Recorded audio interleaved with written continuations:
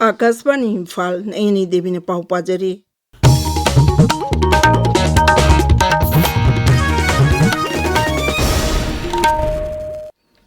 मालेंगी थाक्तंग असी world ozone day की थौरम पांगथोकली मणिपुरदसु थौरम असी directorate of environment and climate change अमदी मणिपुर पोल्यूशन कंट्रोल बोर्ड का कुसमनाना ngasi पोरंपाता लेबे एनवायरनमेंट एंड क्लाइमेट चेंज की ऑफिस कॉम्प्लेक्स ता पांगथोकली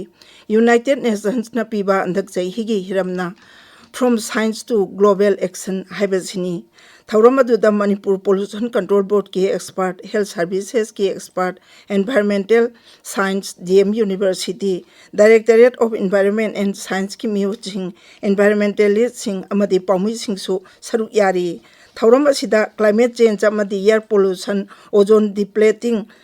सस्टेंसेस अमदी रोल ऑफ साइंटिफिक कम्युनिटी हाइबसिगी मतंगदा तोंगान तोंगानबा अखै अखंग अहिसिंग वांगांगली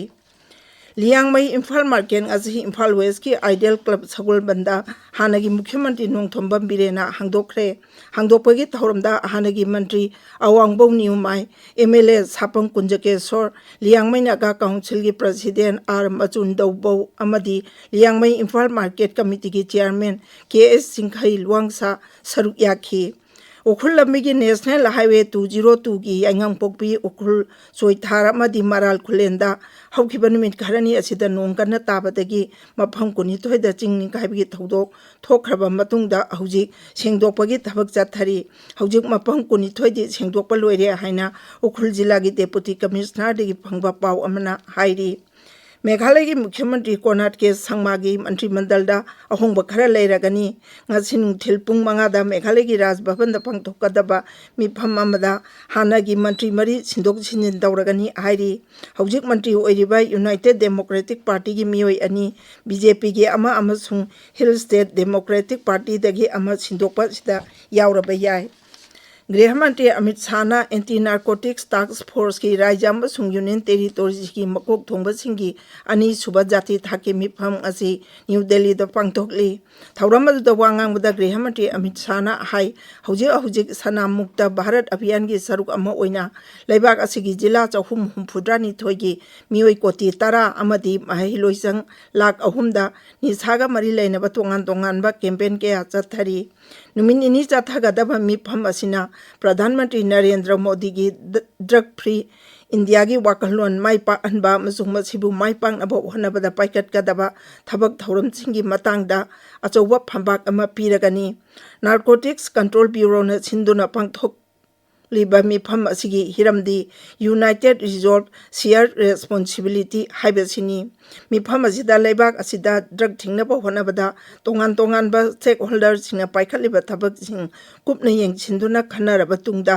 करंबा थबक लखटकदगे आइबिगी मतंगदसु खनगनी प्रधानमंत्री नरेंद्र मोदी ने हाइरी महाके सरकार असिना लेबाक असिगी मियामगी दमक जीएसटी की चांग हंथाले अमसुंग मसी नवरात्रि कुमई हौबा नुमित थाजिगी कुनिथोइदगी हौना चानबा हौरगनी बिहार दा लुपा कोटी लिसिंगनि फुरोंगी चाखत तौरंगी प्रोजेक्ट सिंग खरगिना संगाबा मसुंग खरगिना जटाव खुलबा मतुंग पुनियादा लेबा सीसा बरी मैदान दा पांगथोकपा मियामगी मिफम अमदा वांगंगबदा प्रधानमंत्री ना हाई नोंगमदा चंगद्रबा याद्रबा पोलमचिंगी ममल हंथरपा सिना यामलबा इमुंग कयादा चाउना कानबा पीरगनी प्रधानमंत्री ना हाई महाकी एनडीए सरकार असिना बिहार नोंगचु बेंगल अमसुंग असमबु मितोप सिंदगी कन्नबदा मियेंग थमदुना थबक कया लेप्तना पाइखटली मॉरिशस की प्रधानमंत्री डॉक्टर नवीन चंद्र रामगुलम ngasi न्यू दिल्ली की राजघाट लेबा महात्मा गांधी की समाधि दा लैसु कतुने इकाई खुमनबो उठख्रे तुंगदा न्यू दिल्ली की सदियब अटल समाधि दा चतुना हानगी प्रधानमंत्री अटल बिहारी वाजपेयी की मितमदसु लै कतुने इकाई खुमनबो उठखी मॉरिशस की प्रधानमंत्री ना राष्ट्रपति द्रौपदी मुर्मू उनरबा मतुंग अनोबा पार्लियामेंट बिल्डिंग दा सुचटकनी मॉरिशस की प्रधानमंत्री नुमित निपानी की खोंगचता भारत लाखिबनी